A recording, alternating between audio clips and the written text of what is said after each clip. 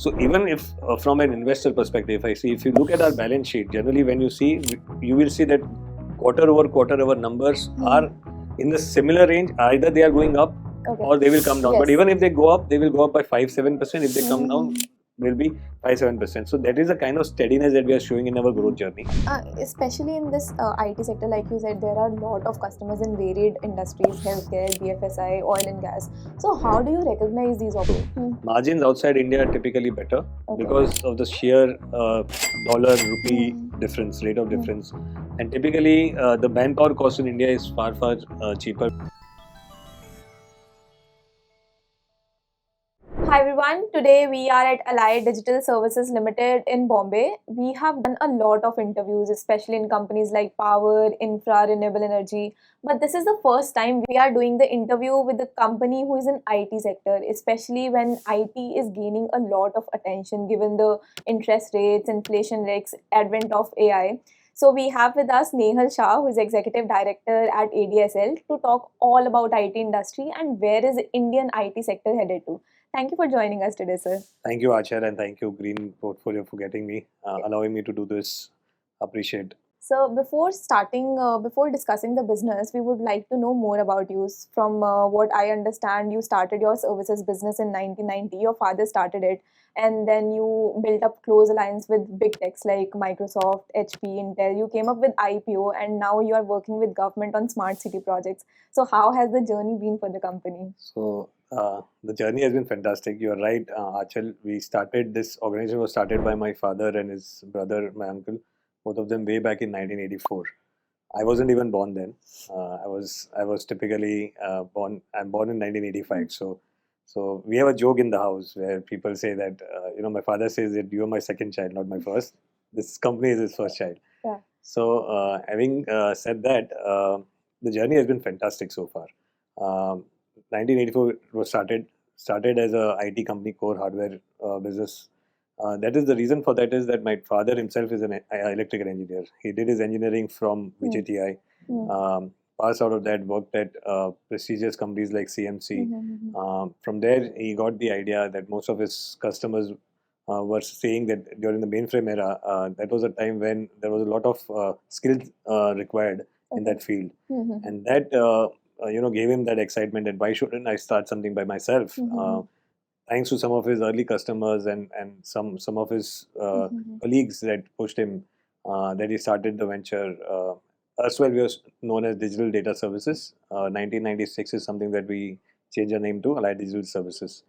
Journey had been fantastic. Started with 3 people. Today we have more than 3,000 people. Started from a small table space in Fort area in Mumbai, near Akbar Ali's, to where we are today. We are at Nariman Point, having one of the best offices, I would say. So the journey has been superb so far. Absolutely amazing. From what I understand, you have done your graduation, very humble background, you have done your graduation BTech from Mumbai University. How did you join the company? First question. And second, did you join the company were you the part of the company when IPO came in? How was the feeling in the family when IPO came in? Unfortunately, I was still doing my engineering while the IPO came in, but I still remember those days very clear. So before I go on the second question, the first question, so that's right, I've done my engineering. I did it from Mumbai University in IT. I'm a 2009 pass out. After doing my engineering, I joined Allied as a management trainee and was deployed straight to our US subsidiary. And I had a close to about a year kind of a journey where I went across every department to understand what's happening. I also worked as a service engineer before banging on to different departments to where I am today. And now at present I am the whole-time director, and I've joined the board and take care of operations, global expansion and stuff in the company. Was the thing that you have to join your family business inculcated in you since the beginning only? Oh no, I'll tell you, most of the time, my father never ever in my whole childhood ever asked me to come to office. Never talked about business. Never spoke about business. The only conversation that I heard about business was when he used to speak to people on the phone, or if somebody from the office used to come to meet him at home, or bypass when you're going out and having food, and that's the only time we used to Hmm. know about our business or Hmm. hear about things. And the only Mhm. thing, when I was a child, I always knew that we had a business, but what was it about? How Okay. exciting it was. We were never given, or I would say we were never pushed in that angle. My Mhm. father was very clear that if you are ready, and Capable, you're capable ready and enough, capable, yeah. ready, and of course capability, I'll Mhm. come to that as well. Capable enough, you will join the bandwagon when the time is right. Mhm. So even while you said you're right, when I graduated, I had various options. I had two options: either to work in a larger company or come back to and join Mhm. Allied. So typically, what I chose and why I chose to come at Allied Digital and join this company as a management trainee, rather than going to a larger company where I would have joined just as another employee, Yeah. and I wouldn't be on that fast track of the learnings that I would get here. Second thing, which was more important to me, is that eventually, if I had to come in, and I was inclined, my graduation background, if you see, was IT, so I was Yeah. eventually wanting to come in. Mm. So I thought, if I am spending my time, let my those start years, the most important years of my career, be in the same organization, so that Yeah. I grow from zero, take step by step, baby Yeah. steps, and eventually To turn up whatever you're today. whatever I am, where I am today. Today. So I was absolutely inculcated Hmm. that I was not forced. Even today, I am not asked to come to office or do anything or take certain Yeah. decisions. It's all up to me. A Yeah. complete freedom Hmm. from his side is there. There has been no stoppage whatsoever. Mhm. And I've been, I think, lucky enough, I would say that for people, generally you have to go and find out mentors. Yeah. For me, I would say I call him as my genetic mentor, True. because that's something that has actually been there in the house, right? Yeah, He's that's there a in very front good of me. thing because people, when they talk about that they have carried on their father's business, they don't often talk about the privilege they are coming from, and you are Yeah. acknowledging that, and that is very important in these days. There. So of course, I wouldn't say that it's not a privilege, but Mhm. see, with privilege there is a lot of Yeah, responsibility. true. The biggest thing is the fear of failure. So Hmm. while you are growing up, you have Hmm. such big shoes to fill up to. Hmm. People generally, when you enter as a second generation, anybody I would say would enter, you would get everything on the first day, second day, third day, but eventually at a later date, people will eventually understand whether it's working for you, it's Yeah. not working for you, right? You can't just keep on telling that I'm my father's son. That's why you Yeah, have to true, respect true, me. true, very You true. have to be respected. You have to be looked up to. You have to be. Uh, it's Prove to more them. yeah, Yeah. true to yourself, right? Mhm. That's how it should be. Okay. Coming to business, so you have 6 segments: cloud computing, workplace management, infrastructure management, integral solutions. So, me being from a non-tech background, it's very difficult for me to interpret what these terms mean. So, if you could simplify, what is your So- business all about? So okay, so before we go to what the 6 service matrices that we have, let us just take a minute back, since you said you are not technologically Yeah. sound enough. Mm. I will say any IT company across are divided into 3 things. Okay. First is the infra business, that is infrastructure, physical infrastructure that you see in front of you, your Okay. laptops, desktops, Got it. servers, network Mhm. stuff. So that is the infra piece. Hmm. Then you have the application. Okay. Application will be the likes of SAP, Salesforce, Tele, whatever you heard. Softwares, all these software applications. The third is the security piece. Okay. Now, security is again broken down into two things. Security is physical security, that is access control, CCTV cameras, and all of it. And the other one is IT security, more to do with your cyber security and all of it. So typically, these are the 3 things. On a broader level, every IT company is doing something out of these 3 things. Okay. What we say that our core competence lies in the two of these three. That is the IT infra piece and the security piece. So we are absolutely in the IT infra and the security piece. Okay. All our service capability metrics are in and out bounded around these 2 things. So now, for example, let us say that we have got 2 major revenue generators, I would say, Okay. a line of businesses. One is the IMS, that is Infrastructure Management Services. The other is Master Systems Integration, that we call ourselves as Integrated Solution Yeah. Business. Then there are capabilities. Okay. So you have a capability. So we say that there is a capability of cloud, there is a capability of cyber security, there is a capability of AI and other things. So those are all capability matrices. Okay. And Got that's it. how the whole junction, if you put together, everything Okay. will go in the matrix form. Okay. And what is the difference between services and solutions? Okay. So to simplify to our investor, we said let's not pipe into 6 different line of businesses and then give out numbers in that manner. We said let's do it pretty simple. We have Okay. only 2 line of businesses that we call ourselves. One is services, other is solutions. Any kind of projects that we do for one time, Okay. Now, one time could be any implementation projects, Okay. any transition projects, any migration projects, any store expansion projects, any bank branch expansion projects. Any of that we do, which is one time in nature, we call them as solutions Okay. projects. So even our smart city, so we do a lot of smart cities. So smart city, the implementation phase, there is an implementation phase and there is a maintenance phase. Okay. So the implementation phase is Is into put solutions? into solutions. Okay. Services is something which is recurring in nature. Okay. So Got it. anything which is recurring in nature, when I say recurring in nature, you bill them either month over month or quarter over quarter for 3 to 5 years. Okay. So, Got it. so that all those kind of revenue goes into services bucket. So two bucket, one is services, other is solution. So you have segregated those 6 businesses into two Into two services to segments. simplify the entire Absolutely. process. So services and solutions. And right now, what is the segregation between the two in terms of So- the percentage of revenue? So they're currently we are contributing? at about 85% is in the services revenue and Okay. 15% is the solutions revenue. Okay. Most of the times our margins are also better in the services than in the solutions because solutions have got some hardware piece of it Okay. as well. And recurring customers are usually in which of the segments? Recurring is services, right? Services, okay. So that's why. So 85%. How I would want you to look at our company is that 85% of my revenue is recurring in nature. I've got customers who have given me Okay. business for 3, 5, 7, 10 years. So I'm going to be continue to build them year over year Okay. and have the association with them for a longer period. Okay. So even if from an investor perspective, if you look at our balance sheet, generally when you see, you will see that quarter over quarter our numbers are in the similar range. Either they are going up Okay. or they will come down. But Yes. even if they go up, they will go up by 5-7%. If they come down, will be 5-7%. So that is a kind of steadiness that we are showing in our growth journey. You will never see sudden spike ups and sudden spike downs. Got it. Got it. So suddenly, let's say this quarter I'm doing 180 crore. Suddenly next quarter I will not come to 120 crore.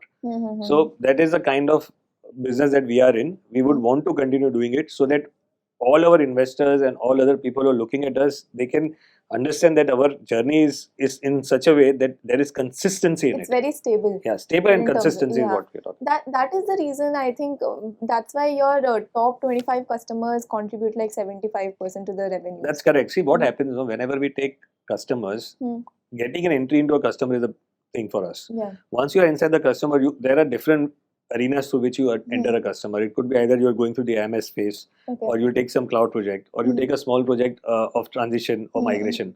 But once you have entered the customer, there is a lot of farming that happens. Okay. And when I say farming, as in once you have entered through doing through a cloud migration project, you might Got have it. an IMS deal Got it. which is working, which is in the works. You might have a physical security deal which is also in the works. So we keep on increasing our business avenues out of those customers. Okay. Got it. So because of this, it gives us a lot of stickiness also. So whenever you are any customer who is a services partner to you, they will be sticking around with you for 3 to 5 to 7 years. So Okay. any changes, any new avenues, any new spends that they do for the IT, they will come back to us. So what is the average contract duration usually? So services contract anywhere between the average is 5 years. Okay. Some of them are 3, some of them are 7 as And well. how but long average have is you 5. been, like your oldest customer is how long? Oh, I have a customer who's actually my father's customer, and we've been serving him from the year 1994. Oh, wow. So we've got So some stickiness customers. is there. Yeah, absolutely. And trust and Yeah, so thing, it's trust, see, relationship, trust. yeah. Even if you These go through our things core come in. values, you will see all of them there. So ethics is something which we believe and we absolutely work for And it. even in these services, if you switch, there's a lot of hassle involved, I feel. Once So you're- see, generally what happens if things are working, you know how a human mind is. Yeah. If things are working for you and if they're fine and they are even with the latest technology. Let's take an example of your phone. Okay. How often would you want to change your phone? Not very often, right? Yeah.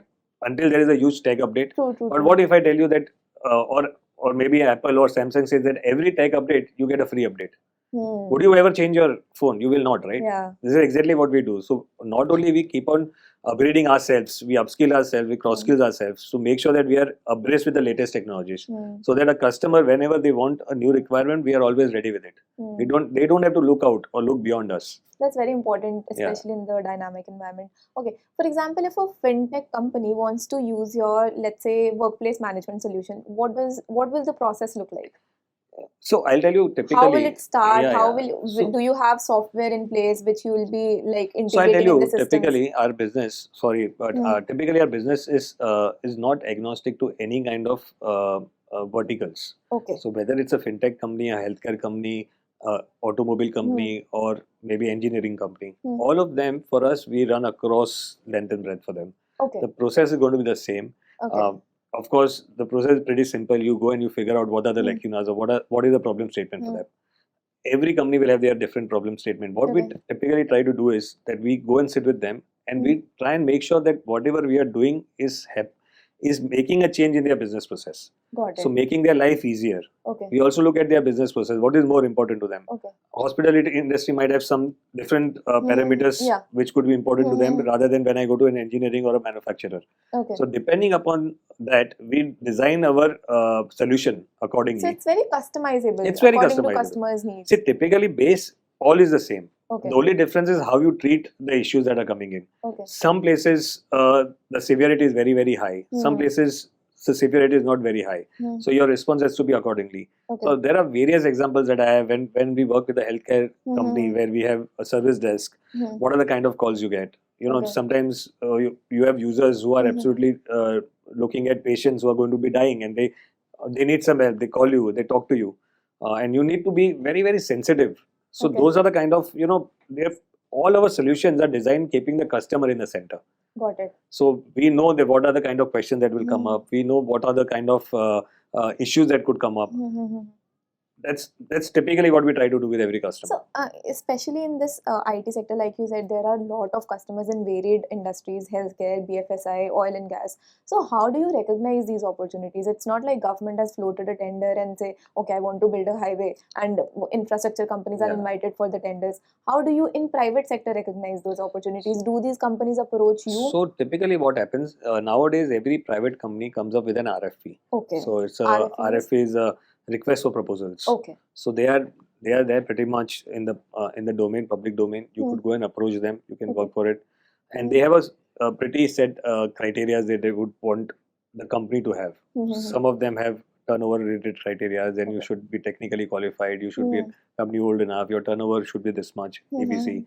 and then you should have done similar projects before. Mhm. All of those things are put into mind. So whenever we go, so we've got salespeople on the Okay. ground who go and search for opportunities, farm for Okay. opportunities, or hunt for opportunities rather, I would say. Hmm. Then we have got references that we get. So Okay. our current Word of customers give a mouth. lot of word of mouth Got it. references we get. There are since we have been in the industry for 40 years, there are a lot Hmm. of people who know us. So they approach us as True, well. true, true. And Okay. these are some of the other ways other than the RFP that comes. Mhm. So the government, you know how it is. They're Mhm. all tender based. Okay. So you have been working with the government too. So how does the bidding process work for the government? Like, how do you Also, approach the government has a government? so the kind of project that we are doing with the government, the structure is fantastic, I would say. Okay. We are very, very excited to work with the government. And the reason behind that is uh, typically any project that you get in. So, what is more important? The budget, Okay. Yeah. right? So, typically, all the projects that we bid for, a budget for that particular project is already allocated Okay. by the Got government so that your funds are clear, you don't have to it. worry about it. Then the process is pretty simple. The process has got certain steps. So there is a RFP that comes out, and the RFP is pretty much open for everyone and anyone to bid. Okay. Once you go through the RFP, you get the RFP document. There are certain PQs and TQs. So Okay. when I say PQ, pre-qualifications and technical qualifications. Got it. PQs will be more to do with your company's strength. Okay. That is how good your balance sheet is, how many years you've been in the organization, what's your turnover, Financial as well as financials technical and all. strength. Yeah. And then the technical will look at your technical Okay. capabilities. So Okay. one is a financial capability, the other is a technical capability. Technical capability will of course have how many similar projects you have done, what is Okay. the size of the project, and Okay. all those things. And for how many years you've been doing it. So once you qualify those PQ, TQs, then you go ahead and bid for it. So of course you have the bank guarantee and all the things to be given. You bid for it. There is a technical evaluation that happens. In most of the projects, you also have to do a POC. When I say POC, it means a proof of concept needs to be given. Okay. So the larger project that you're going to do, give a small demo of it for us. Prototype sort of A thing. kind of prototype, you would Okay. say, yes. So you go and you do a small demo for them. If the demo is successful, then they open up and they, depending upon the criteria, sometimes it is PQ, TQ, sometimes it is L1. So if it's L1, you have to be the cheapest Yeah. with the best So solution. cost plays an important role while It does. they select for the. It does. Okay. But in some cases, it is cost plus the technical evaluation. Got it. In most of the cases, it is cost. Got it. But what happens, why the cost is not of that much importance? Because by the time the filtering is done, so a lot of irrelevant people have already moved out. Oh. You have only relevant companies who know or who understand how the business is to be done would bid for it. Serious players remain Serious in players the will end. come, yeah. And then for them, the cost is also going to be important, right? Got So it. I understand from the government's mindset that they want the best product at the best available rate. And that's why they say that you need to be L1. Okay, got it. And right now, what percentage of your revenue is coming from the government projects? Oh, currently our 15% of our revenue of the overall revenue is coming from the government. Do you plan to increase it going? So it was 10% last year. It's about 15% this year. We have so just to keep ourselves risk averse, we would always want it to be below 25%. Got it. So we've got portfolio. So while it seems from my statements that I've been working with the government too often, but if you see from the numbers are pretty decent. Yes, We're that's close to at 15% currently. We might want to keep it under 25% in the years to come. But it all depends on the kind of opportunities that is at hand. Okay. Most of our revenues, as I would have said earlier, comes from our subsidiary in the US. So we have a lot of dollar revenue coming in as well. Okay. Currently, we are absolutely expanding. So we have expanded to various countries. US is of course our largest subsidiary. Yeah. We have a subsidiary in A lot of Canada. foreign companies have been approaching you, and you have been doing the So our presence has been increasing by the years. We were of course present in the UK. We've got a couple of customers there. Okay. After Brexit in 2019, we decided that UK was coming out of the EU. We decided that Ireland seems to be a good option for us to make our EU headquarters. So we opened up a subsidiary in Ireland, and through Ireland we have got branches in Germany, Italy, Spain, other places. Marginal, what would be the margin difference, like for you catering via your subsidiaries to foreign clients versus you catering to Indian clients? Is there a lot of difference? So yes, margins generally, as you have seen in the larger IT companies also, margins outside India are typically better because of the sheer dollar rupee difference, rate of difference. And typically, the manpower cost in India is far cheaper than when you go to any European country or the American countries. So that way your margins are a little bit of upscale there. Okay, got it. So we were talking about private and government projects. What is have you seen any difference between the payment, how government makes it and how the private players make it? So private players have always been... How does a payment process works here? Okay, so let me take you to the payment process. The payment process in private is very structured. Okay. You have a bill or invoice that you have to generate, and your invoice gets paid in a stipulated period of time. Most of the companies nowadays are using portals, so you just go and upload your invoice to the portal. On the portal, you keep on getting the updates of what is happening or where it is stuck, whether you've got the finance clearance or you've got the IT head clearance and all of it. You can see live and you can track it. And most of the times it is more structured and you get it on the day they say. So the portal would give you a date. Let's say I'm generating on 1st of January. The portal will say you get this money, let's say by 1st of Feb. And you will be able to see the progress. Okay, and got it. 99% of the times it is structured. The money comes in by the 1st of Feb. I'm talking about India. Same is the case with the US as well. In government, the process is a little different, but still it is far better than what people are used to. I'll tell you how. So in government, what happens is typically you have your user certificate. The invoice is called as user certificate. You have to have your user certificate. It is signed by the respective stakeholders. Once the user certificate is signed, it goes to the department. It could be the home department for us. A budget, whatever the invoice value is, a budget for that is allocated. And a GR is issued. A GR is a resolution, which states that this is the service, this is the amount, this is been signed by all. It's kind of a GR. So a GR, it's a one-pager document which states that this is the money which is to be given to this company at so and so date, and this is regarding this project. Got it. So once a GR is generated, typically you get your money in 6 to 7 days. The whole process from my invoice generation to the GR is typically anywhere between 15 to 25 days, depending upon the availability of the stakeholders. Got it. So coming to the IT sector specifically, what does your order book look like? Like if I talk about a manufacturing company, they have orders, they have to supply the products. What is the order book in IT sector? So I'll tell you, for us in the IT sector, for us the order book is a combination of too many things.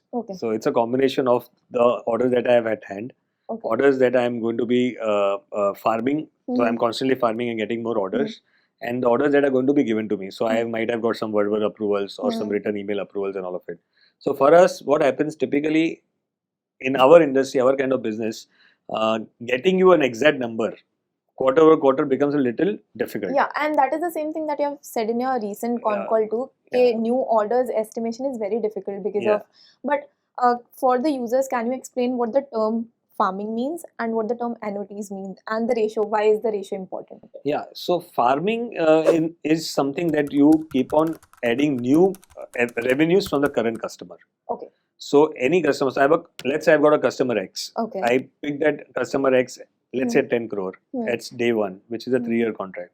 But during the year, I've been able to add more business. Okay. So maybe I added another 1 crore, 1.5 crore, 2 crore of Hmm. business. So that additional revenue is called Okay. as farming. Got it. And in an IT industry, from a company like ours, farming is a very, very common thing. Hmm. Because generally you enter, and there has been cases where you're farming, an average farming that you do for a particular customer is anywhere between 15 to 20% Wow. of the revenues. Got And it. the more farming you are able to do, the Hmm. more revenues that you are able to generate, the more stickiness that you get with the customer. Got So it. it's not only about getting revenue out of it, but also making sure that you're going to be having a long run with the High customer. retention rate with the Yeah. customers. Got it. And annuities? Annuity is something which is recurring in nature. Got So it. annuity business is nothing but anything that you have. Annual is yearly. Yeah, got it. Got it. Year over year business that you have. Okay. So when we say annuity business, what we try to say that we've got multi-year Mhm. project Okay. for which 1 year or ACV, that we say annual contract value is so and so, Okay. and we keep on then adding to it. Coming to your latest rebranding, you have rebranded yourself from Aditaas to Digital Dex. Yeah. Can you tell something about Yeah. that? So typically Aditaas is our ITSM tool, Okay. the software tool. It's a patented Yeah. technology, right? Correct. So it is an ITSM tool. What we also called it as an ESM, that is Enterprise Service Management. So the IT, anything which is related to IT periphery devices. Okay. So let's say you have a problem with your desktop, laptop, anything right up to your network, server, storage. All of it will come on this ITSM platform. Got An it. ITSM platform will cater to the complete IT infrastructure of your organization. So you being an end user, you have an issue with your laptop. You just put in a ticket, you get a solution from the IT team. The IT team has got the central database from which it can centralized system It's a basically complete for all the centralized system. problems that you are And the having best part in of IT. it is that any CIO of the organization would get all the dashboards in front of them, right in front of them. So you will have all your 3 dashboards. One dashboard catering to your end users, the other dashboard catering to your data centers, servers, and the third one to your networks and all. Okay. Everything put together. So any tickets, any issues, any problems, live tracking of that could happen. Okay. Initially, what used to happen is that most of the times you write a mail to your IT department, it gets lost somewhere. Yeah. But now because of this, the ticket is absolutely generated, it is accounted for, it is assigned to somebody, and it is resolved by someone. Got So it. you're accountable for every ticket that is assigned. One. Second is you have a lot of knowledge base because of that. So you know a similar kind of problem is coming in, this is the fixture for Okay. it. So why not make a FAQ? Why not have the same solution deprived? Got it. And when you do this across customers, just think the kind of knowledge base the whole software would have. We are talking from one customer, a similar kind of issues could have arise to another customer, for which I already have a knowledge base in the back end. So I know how to get it resolved. Just to go a little bit from a technical side, and let's say I'm not sure if you're aware, but every server have got patches that need to be put out. Okay. You know, so for their maintenance, they have patches. Like you would have seen in your laptop, you'll have a software update which keeps on going, or on your phone as well. Yes. So it's the same thing for servers as well, where you have to do the patch management. Sometimes what happens, the patches are rolled out to a particular customer, and because of those patches, there is some bug in the patch. Okay. And there is an issue which arises. Okay. So now I know that because of this patch, which was installed at so and so date to so and so customer to so and so server, this issue will becomes arise. very easy. Yeah. So let me So let me give this out to all my other customers, and nobody has to update this. Okay. Hold on. You know, there is an issue which we have figured out. Let's not have this patch put to any of the other servers across any of our customers. Just wait for a solution. So that way what happens, I get a lot of standardization done. And because of the knowledge base, I will be able to, maybe the issues arise in one customer, but the remaining 15, 20, 30, 50, 100 customers will not be affected because of it. Because that knowledge base is already there now. So until I don't have a solution for this, I will ask them that let's hold on to all the patches. Go to the customer, tell them that this is the issue that has occurred, and we wouldn't want you to have the patches put up right away. Let's wait for the solution for it. So I'm just giving you one example. There are various other examples that could help in doing a lot of standardization. But why did we rebrand it to Digital Desk? Like, was there any particular reason? So typically Aditaas was, one, it was sounding too much like Aditaas. Yeah. True. Yeah. And second was Aditaas, the full form was Allied Digital Tools as a Service. Okay. So typically when we shifted, we said, let's put a name which is not associating us as a brand with it. Okay. Got So it. digital desk, of course, we get the digital word from Allied Digital, and digital desk by itself also becomes a brand. Got So it. whenever it is being used at any client side or Mhm. any competitor side or any place that we want to Mhm. utilize, people should not be worried with the name. Okay. So that was the prime idea. Mhm. Also to make it simpler. Okay. Let's keep it digital desk. It's far simpler Yeah. rather than me going and explaining everybody what is It, Aditaas. even it sounds like very solution oriented Yeah. thing. So it was sounding very complicated. We Hmm. said let's keep it very simple so that people should feel the tool is absolutely simple and straight. You know, digital desk. Yeah. Digital desk is very simple and straight. True. So, coming to smart city projects that you have been doing with the government, from what I understand, it's a scheme that was launched by government in 2015 to upgrade 100 cities of India. So, what is Allied Digital doing in that? And you have completed like 12 projects right now. 14 now. 14 now. And what are your plans for it? So yeah, so this whole thing was started by our government in the year 2014, where they said that they would want to do 100 smart cities. Typically, a smart city consists of various elements. One of the biggest element is the security piece, that is the surveillance. So surveillance, we also call it as a safe city. So surveillance is a backbone for which the safe cities were, smart cities were all made.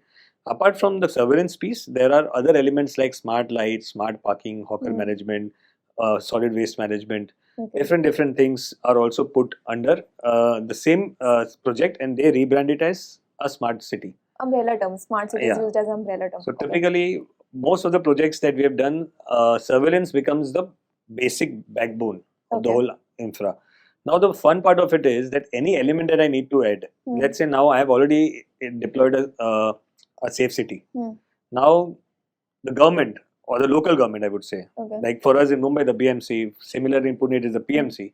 The PMC says, no, I would also want if you could add smart lighting to it. So for me, since the infrastructure is already in place, you know, I've got Very the ISP, I've got the hardware infra in place. It is super easy for us to have the smart city solution given, smart lighting solution given out. So government would prefer you to put that lighting because you have already worked. Exactly. So what happens is that typically nowadays even they have become smarter. So the project by itself has got all the elements pre-defined in it, and always a scope of improvements at a later stage. So do you take care of the operation and maintenance part too after putting the let's say lights? So I think that is our core business. What we do is typically we pick up the project, we do the implementation. The implementation runs around 6 to 9 months, 12 months depending on the size of the city. And once you get the go live certificate, that means the whole project is implemented completely. All of its features are working fine. Then you move into the O&M phase, which lasts about 3 to 5 years. Okay, got it. So let's say government has allocated 1000 CR to let's say Ahmedabad or Pune, hypothetical example. What part of that 1000 CR can you expect? So depending upon what all those 1000 crores are put across. So if it is under the safe city, smart city, then we can have the whole piece of it. Okay. So, but there are different things that the government does. So what we are typically wanting to understand is the budget allocated under the smart city mission. Okay. So anything that is under the smart city mission, we can cater to all of it. Got it. That's how it is. Got it. Now the idea why I'm saying we can do all of it is because as a master system integrator, every technology that I spoke of, the smart lighting, smart parking, your hawker management, your waste management, all of it are sub elements or subsystems.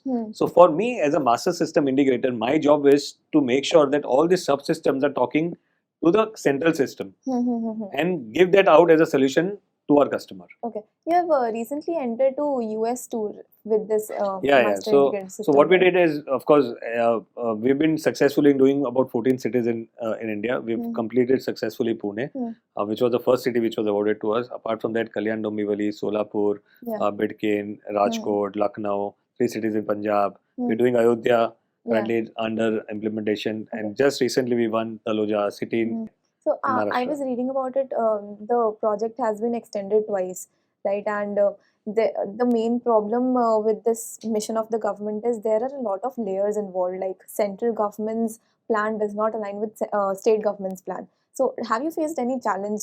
So I think you're right. I wouldn't want to not say no, but we've been smart enough to work in those states where the center and the state governments are same. So that way life becomes easier. Yeah, because I was reading, for example, in Chandigarh, even the plan, even the one, for example, let's take an example of Chandigarh. Chandigarh, only 1% of area has been selected to redevelop it into smart city. 200 CR has been put into one sector only in the name of smart city. Yeah. So, So there is a little bit. So I'm saying, but we are doing Punjab. Mhm. Punjab is a city, so we're doing 3 cities: Amritsar, Jalandhar, and Sultanpur. Mhm. For which, of course, we have got predefined notions, and it is more to do with the security per se now. So Okay. it's not smart, but a safe city that we are doing. It's a Okay. very simple project. The data center is on the cloud, Mhm. and we are implementing CCTV cameras across the 3 cities. For this, are you coordinating with the central government or with the? So it's a combination of central and state both. Okay. Typically, the responsibility goes to the state, but the Mhm. funds come 50% from the center, 50% from the state. Okay.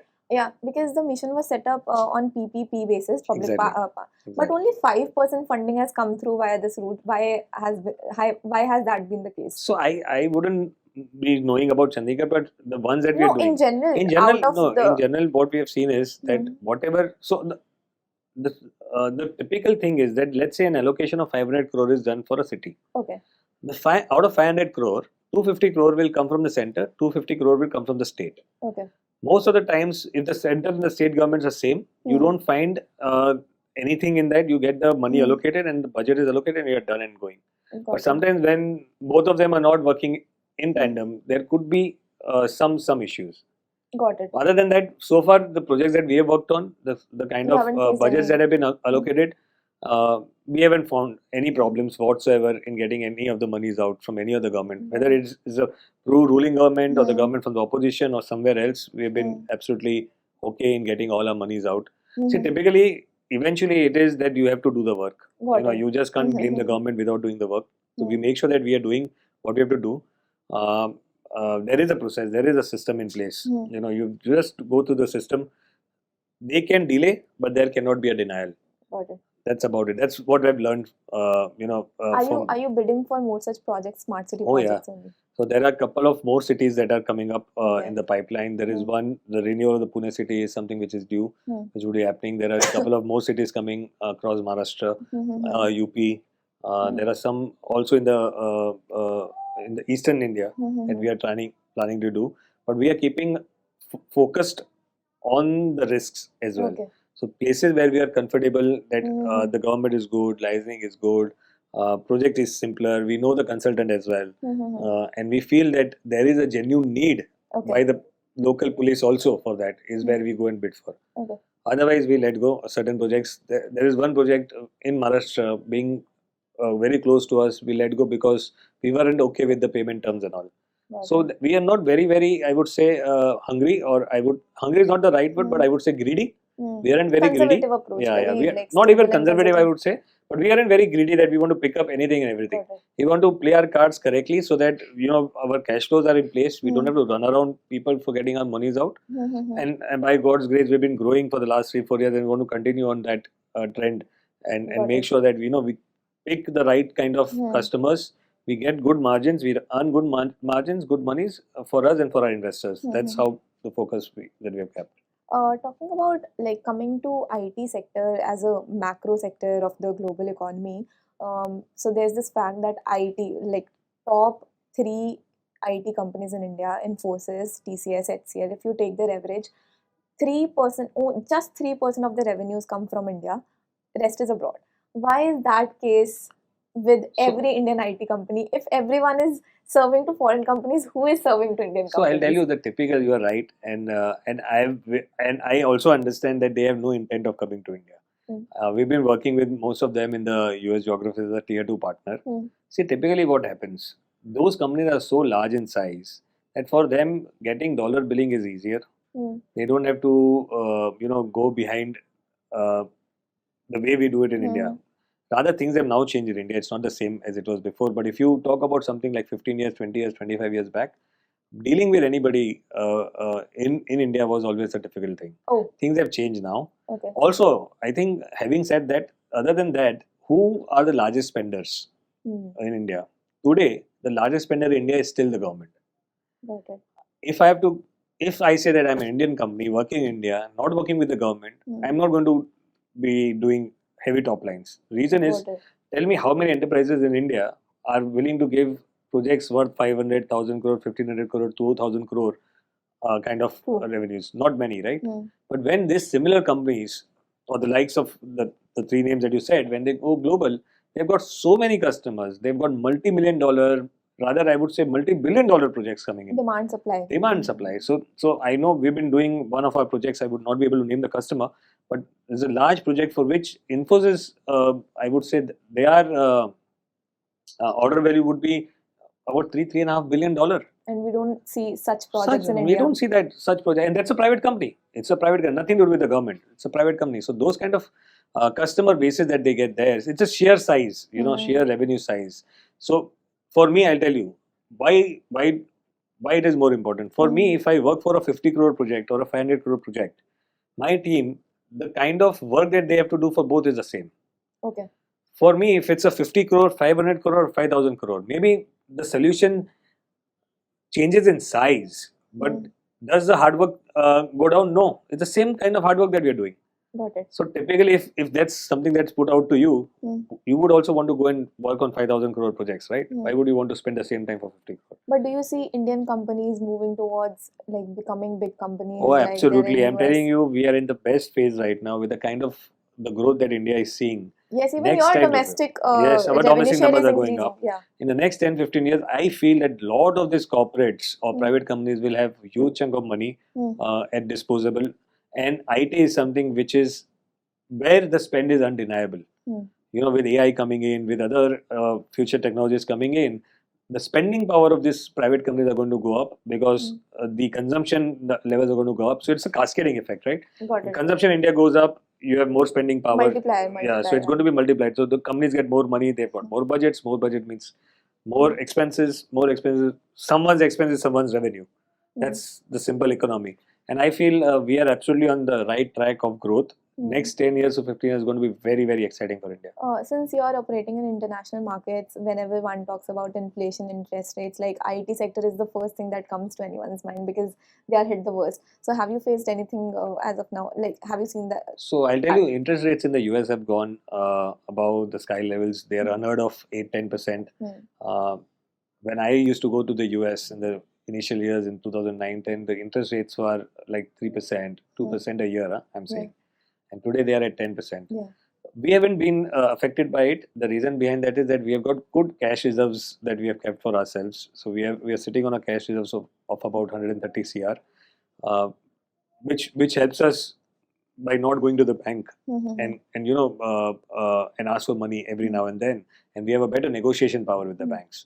So when these cash reserves are there with us, we generally feel that we are absolutely covered with the kind of contracts that are going to come in.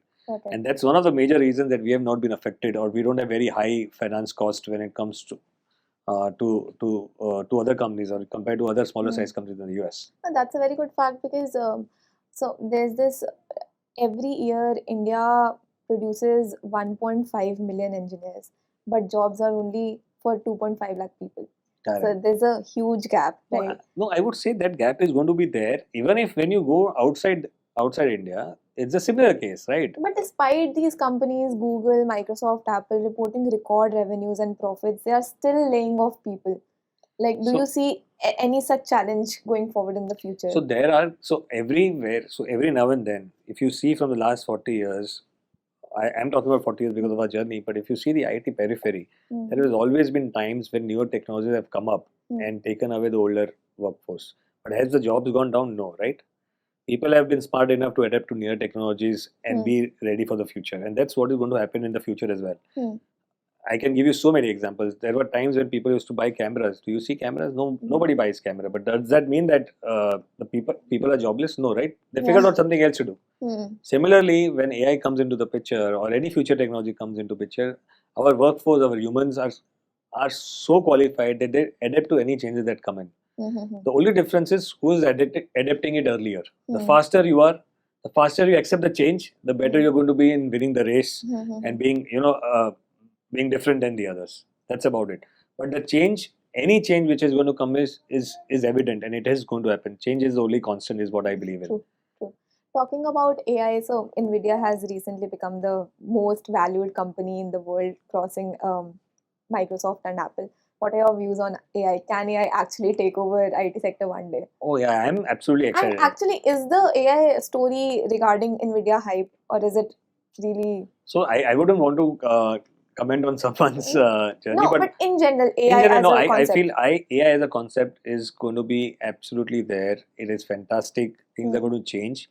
Uh, with more processing power that we get year Hmm. over year, the processing speed which is increasing, Hmm. it is going to help us process data at a very, very faster rate. And when that happens, a lot of things which were not doable before Yeah. will be doable now. Hmm. In the future, things will become far more easier. Hmm. So, can we do it from AI? I don't think so. AI is going to come in, Hmm. it is going to take up some jobs, but also open up new avenues. Hmm. So while there is a fear or there is, so it's not that it is not going to happen. It's Hmm. already there. It's already happening. It's already working Hmm. worldwide. The only fun part of it is that how easily you want to adapt to it, how Yeah. quickly you want to adapt to it. You want to make a part of it. Hmm. For example, AI. I feel you've been just an example. I would say that everybody, every individual like you, me, everybody would have an virtual assistant by itself. Yeah. And when I say that, that means it will be an actual assistant. Will do talk to you, speak to you as if it's a real assistant. Will do all your jobs. Hmm. So if that is going to be a reality in near future, then there is a change, right? That is happening. But Hmm. it is upon you how soon you adapt to it, how you use AI for your own benefits to make sure that it is working for you Hmm. is something that you should start working on. And even so many startups are coming up with AI. Like there's a very good saying, there is a reason why mafias are always engaged in gang wars, because if one company becomes very oppressive and competent, so other companies also want to gain that share of profits. So that's how it So is, yeah, in the industry. But it is so exciting. It's a very exciting phase, and I'm very, very. I hope that I was a 20-year kid right now, Hmm. because the kind of excitement that you get when you are just passing out of college. When I see my kids going to school, my one of my kids is 7 year, Hmm. and she is doing programming in her class Wow. at this age, and Hmm. and you get fascinated seeing all of it. That when I was 7, I did not know anything. Yeah. Let's forget about it. When I was 7 years old, there was no PCs. So Hmm. see the kind of journey, and you see your kid uh, doing programming at grade 2. It is fantastic. So Amazing. so what is happening? See, this is where the change is. Hmm. So you are being imbibed through your childhood for the future tech that is going to come in. So True. are they going to be afraid? No, they are going to look out for opportunities where they can use that. Hmm. So I am not worried. Jobs, maybe the job that you're doing today might become irrelevant tomorrow, but doesn't mean that you cannot do something else. True. So you got to be relevant. You got to be constantly in the learning era, and try and get to do new things. Got it. So let's talk about your expansion plans. What expansion plans do you have? Like, what is your vision for Ally Digital Services in next, let's say, 10 years? So what we've been doing internally, we've been talking to everybody that we would want to do a 10x kind of growth, Hmm. and that is what we You're envisage. targeting 1,000 CR top line, right? No, 1,000 CR is in the near 1 or 2 year. Wow. We would want to do 10x of that in the next 10 to 15 years. The reason is very simple, because we feel that there is a lot of growth opportunity that is lying down Hmm. in the future. There are a lot of avenues Hmm. or avenues to run more revenues, Hmm. and we feel that is doable, achievable with the sheer scale and the size that we are. So we are not very large, so that we can curve ourselves and imbibe to a newer technology, and we are Hmm. not very small that somebody can write us off. Got So it. I think I always tell everybody that we are the right size company. For us, taking any turns in the journey is going to be simpler than any of the large conglomerates, Got it. because when you have got lakhs of people Hmm. whose mind need to be aligned, it's a huge different task altogether. Hmm. But for us, it's far easier and simpler. So for me to turn around, so if you see, we've been doing that in our journey. In Hmm. the 6, 7 phases we've been doing, at the right time, at the right phase, we have been turning our organization in a way so that we are more adaptable, Hmm. we are more recognizable, and we are apt with the newer technology. Got it. So, last question for the interview. What if, like, let's say I want to start an IT company, what will it take for me to start it? Like, what lessons have you learned from your father, and what lessons will you do you want to give that to your kids, See, let's say? I don't want to sound cliche, but overall, after 15 years that I've been put in, I've been seeing him for the last 30, 35 years. I think persistence and courage are the two things that are required to run any business. Nothing to do with IT. Persistence and courage. Of course, to run the IT business, you also need the tech knowledge. You have to be tech savvy. You have to always be on your toes. For us, the only difference is that our technology, because we are in the technology space, our business changes every 4 or 5 years. You don't keep on doing the same thing. So you have to be anxious. You have to be a little. I would say you cannot sit down and be idle. You have to be on the go all the time. You to make sure that while from one eye you're looking at what is happening present, your another eye has always to be in the future. You have to always think about the future, where it is going. That's about it.